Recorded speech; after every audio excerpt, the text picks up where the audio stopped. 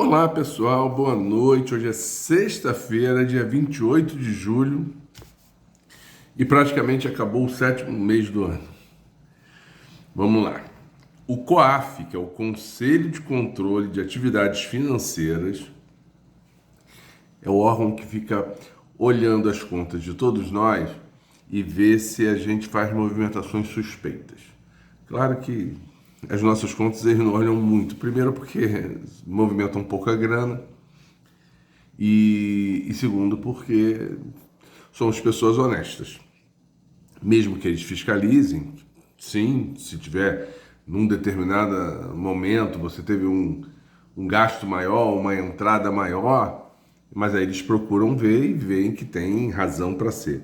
Mas garanto para vocês que isso eles não se importam com os valores que nós manuseamos e transacionamos, porque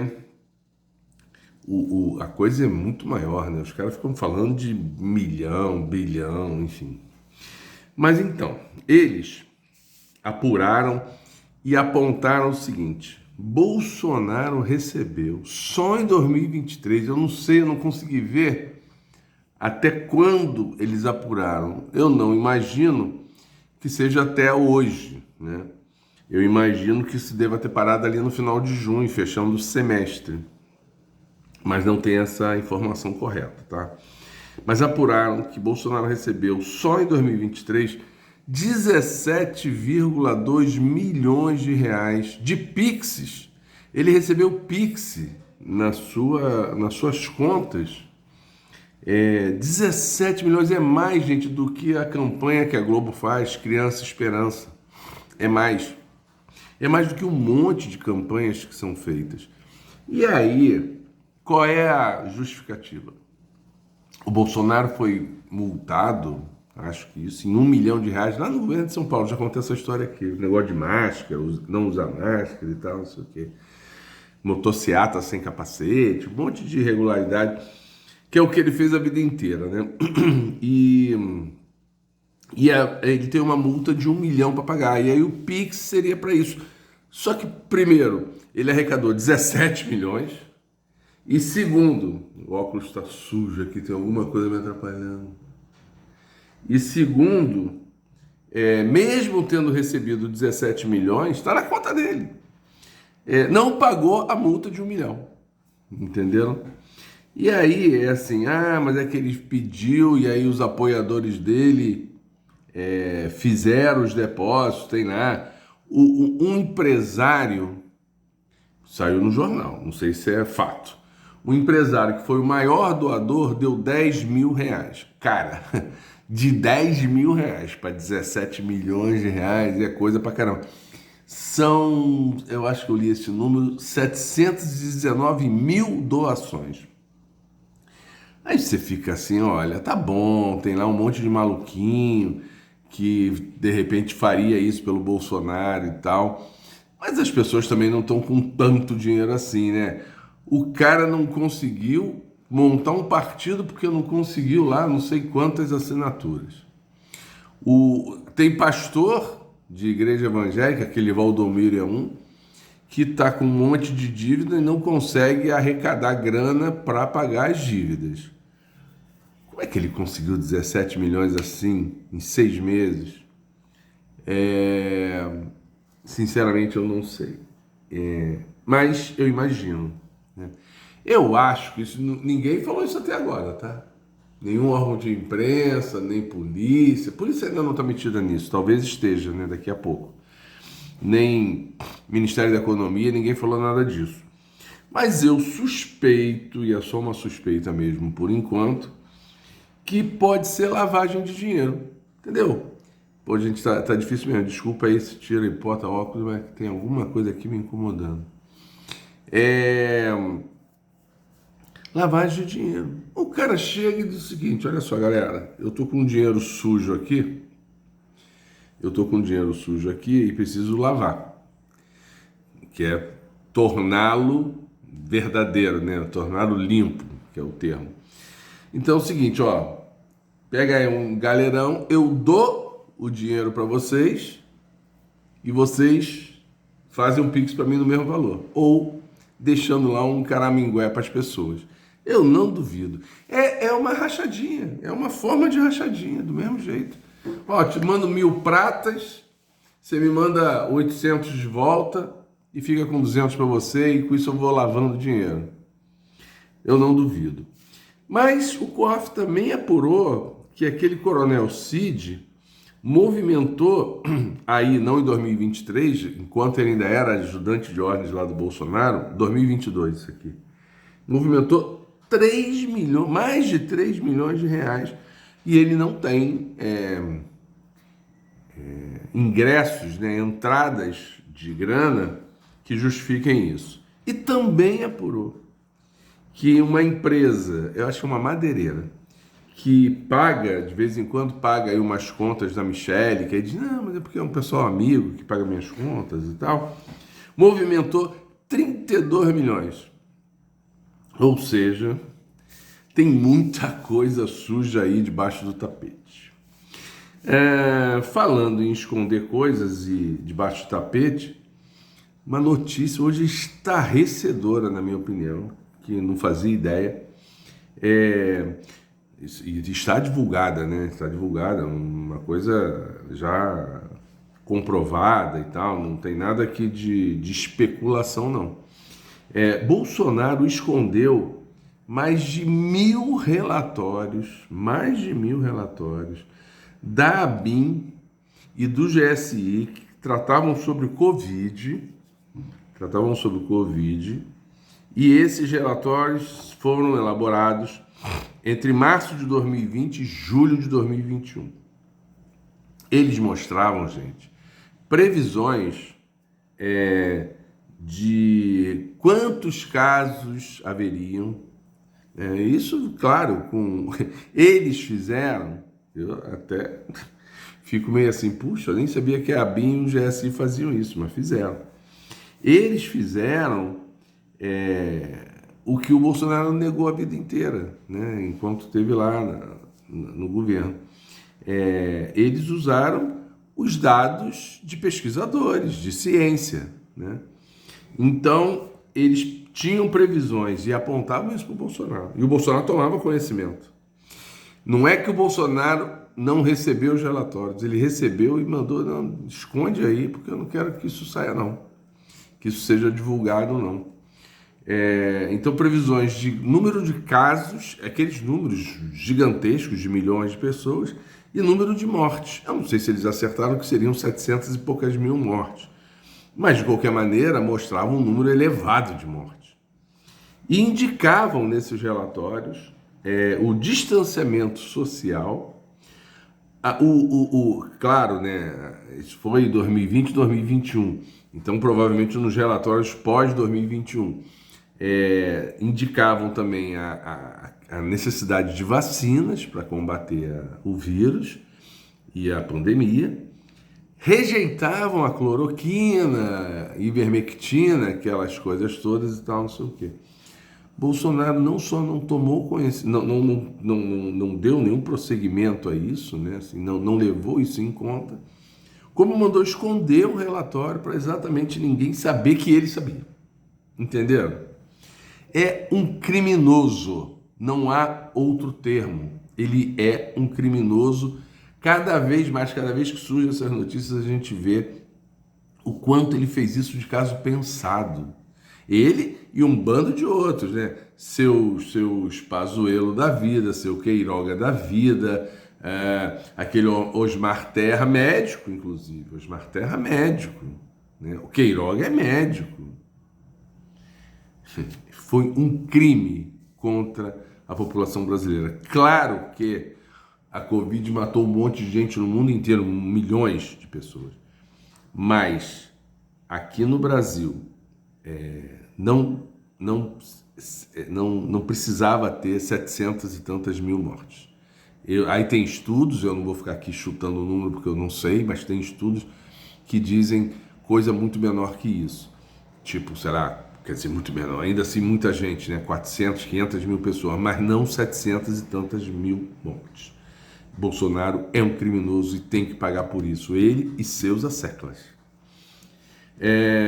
Notícia boa. Eu vou até tomar uma cervejinha aqui, já que eu tô tomando uma cervejinha, tá esquentando. Só um minutinho. Que ela tá gostosinha. E eu ia até recomendar, mas não vou recomendar não, porque aparecer merchandising, mas a cerveja é boa. O desemprego do segundo trimestre caiu para 8%. É o menor índice desde 2014, nesse mesmo período, segundo trimestre do ano. Ainda assim é alto, né? Ainda assim é alto. Até o trimestre passado foi 8,8, então caiu, é significativo isso, caiu, até mais do que 10%, né? Em relação ao último dado. Mas está no caminho certo. Tem uma notícia mais maravilhosa ainda, e que normalmente faz aumentar o desemprego. Diminuiu, isso aí são o IBGE que publica, né? Diminuiu o pessoal do chamado desalento. O que é o desalento? A pessoa está tão desalentada, já está procurando emprego há 2 anos, 3 anos, não consegue achar, não consegue, quando consegue não tem qualificação, quando não tem qualificação o cara não vai com a cara. Também tem um dado de que as mulheres negras têm mais dificuldade, o desemprego para as mulheres negras vai a 12,8%. Porque assim, aí tem a questão de ser mulher, porque homens negros é em torno de 8 e pouquinho. Bate com o número geral, né? Mas as mulheres vai a 12,8, porque assim, além de negra, é mulher, né? Então aí tem gente que, infelizmente, não contrata mesmo. Mas assim, caiu o número do desalento. Ou seja, tem menos pessoas desalentadas. Essas pessoas voltaram a procurar emprego, porque estão vendo a coisa melhorar. Isso normalmente faz o índice do desemprego aumentar. Por quê? Porque isso aí não é só no Brasil. Eu no início ficava louco com isso. Mas como? Mas isso é assim reconhecido no mundo inteiro. Eles só contam quem está procurando emprego ou está há X tempo desempregado. Depois que o cara fica 2, 3 anos, eles entendem, a pesquisa ainda não consegue captar tudo isso, que essas pessoas vão para a informalidade, vão fazer bico, vão montar uma vendinha na sua comunidade, etc. e tal. Então, se não tivesse, que é boa a notícia, não estou reclamando, é bom ter caído o desalento, né, ter diminuído o desalento, mas como essas pessoas voltam a procurar emprego, na verdade faz subir o número, ou seja, esses 8 poderiam ter sido menos. Mas é melhor o 8 tendo diminuído o desalento do que ter 7 e o desalento ainda muito alto. Ainda está alto, tá? E o desemprego ainda está alto. É considerado, assim, eu me lembro quando no governo da Dilma, lá no início, acho que o do Lula também, mas acho que era no início do primeiro governo da Dilma, o desemprego era 6, 5,5%, algo assim, já é tratado como pleno emprego, porque sempre vai ter um pedaço de gente desempregada. Mas 8 ainda está alto, isso aqui tem que ir para 6, mas vai, não é assim da noite para o dia, mas vai, eu quero ser até mais otimista, eu diria que ao fim do segundo ano de mandato, talvez sejamos lá, me cobrem aqui, 6%, que aí seria muito legal. Gente, vamos voltar a falar os ataques, falei de IBGE ali em cima, né? Os ataques ao Márcio Postman diminuíram, que a bolsa ontem caiu desesperada, indicou o Márcio Postman e tal. Hoje já subiu, porque é sempre assim, os caras também fazem para ganhar dinheiro, né? Eles derrubam as ações, compram as ações baratas, aí hoje sobe, eles vendem e ficam mais milionários ainda em 24 horas. Então diminuíram. E aí eu fiquei pensando, falei assim, nossa senhora, cara, a mídia não muda, né? Eu só lembrei de 3 nomes, mas há vários outros. Não só agora, como em outros governos, né? Não sei se vocês vão se lembrar, eu já tinha até esquecido. Não sei se vocês vão se lembrar, quando o Mercadante foi indicado para o BNDES, disseram que seria um horror, que o Mercadante foi ministro da Dilma e que ter sido ministro da Dilma, gente, virou assim um carimbo no cara de um cara ruim pra caramba e tal, não sei o que lá. Aí atacaram o Mercadante, aí viram que... Porque também, eu esqueci de falar isso ontem, eles atacam na esperança de queimar o nome do cara e conseguir que o cara não emplaque. A mídia neoliberal também, né, associada a esses que a gente chama o pessoal do mercado, da Faria Lima, tal, não sei o que lá, eles, na verdade, fazem esse ataque, não é porque eles achem tudo aquilo, né, mas na tentativa de ver se derruba o cara. Se o cara não derruba, aí eles sossegam um pouco e ficam torcendo, eu tenho certeza disso, ficam torcendo pro cara dar uma escorregada na frente para eles voltarem à carga, entendeu? Viu, nós avisamos e tal, não sei o que, não sei o que lá. Pois bem, o Mercadante agora está lá na santa paz no BNDES, fazendo uma gestão até o momento excelente. O Haddad foi super crítico. Como que o PT, num governo... É muito engraçado isso. Num governo de frente ampla, vai botar na economia um petista. Não. Vai pegar, vai fazer o seguinte. Então tá, porque é frente ampla, eu vou botar frente ampla, que alguns são adversários políticos do PT e do Lula, né? Eu vou botar no carro como a economia, um cara do MDB. Gente, até pode, em determinado momento, determinada circunstância, determinada situação política, cenário político e até de enfraquecimento do governo. Agora, se não, os cargos top, os cargos que mexam com Bolsa Família, marca do governo, com combate à fome, com direitos humanos, são escolhas diretas do presidente. Pode até não ser do PT, por exemplo. O Silvio Almeida, do Direitos Humanos, não é do PT. Mas é uma escolha do Lula, sem negociação. Ele escolheu, o Silvio Almeida vem para cá, o Haddad vai para lá. E é assim. Então, o Haddad tá, não precisa nem dizer, né? Tá de vento em popa aí com todas as boas notícias da economia. O Jean Paul Prates, também na presidência da Petrobras, foi muito... Como vai botar na Petrobras um petista, se lá os petistas destruíram a Petrobras no governo da Dilma, e tá de novo o carimbo da Dilma lá e tal, não sei o quê. Tá lá também fazendo uma gestão. Não sei... A Petrobras é uma empresa que é preocupante mesmo, porque assim, você vai fazendo um monte de coisa certa, mas assim, às vezes todas as empresas, mas a Petrobras tem um impacto maior, né? Se der uma escorregadinha, assim, não estou falando de corrupção não, gente, estou falando assim, uma decisão errada, tem um impacto grande, então tem que estar de muito olho, mas por enquanto está fazendo uma belíssima gestão também. E aí é isso, e eles tratam como se o Lula não tivesse sido o ganhador da eleição. Então tá, ele ganha a eleição, mas como tem um governo de frente ampla, não vai botar as pessoas que ele confia, vai ter que botar... Lamento. E o Lula, nisso eles perdem porque o Lula, o governo... tem outra coisa. E eles não querem aquilo que eu falei ontem também. Eles são Lula contra Bolsonaro. Foram. Boa parte da imprensa. Só que assim, eles não querem também que o Lula se fortaleça muito. Então, quanto mais... caramba, a economia está indo. Desemprego baixando. Nós vamos falar aqui. As notas das agências internacionais, falando do crédito do Brasil, subindo. Caramba, daqui a pouco o Lula está impossível e vai, assim, querer fazer tudo o que ele quer fazer. E nós não queremos. Eles não querem que o Lula faça tudo o que o Lula quer fazer. Vocês entenderam? E que o Lula foi eleito para isso.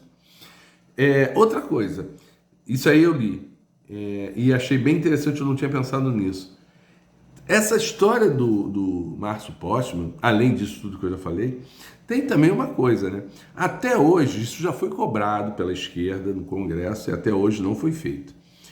Que o IBGE faça mantém todas as pesquisas que já faz, mas faça também uma pesquisa para ver o seguinte: quantos empregos foram gerados em função da reforma do trabalho trabalhista? Porque tudo isso era promessa. Quantos empregos foram criados depois da reforma previdenciária? Porque isso era promessa.